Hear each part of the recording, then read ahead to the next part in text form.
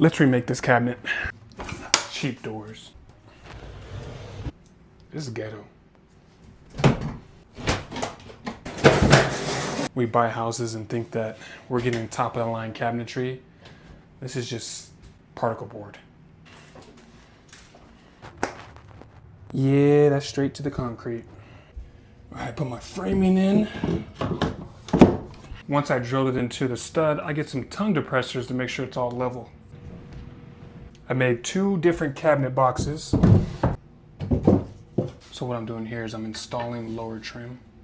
Put my walnut top on top and put my doors in. And now you got yourself a brand new cabinet. Follow me, I'll teach you the ways.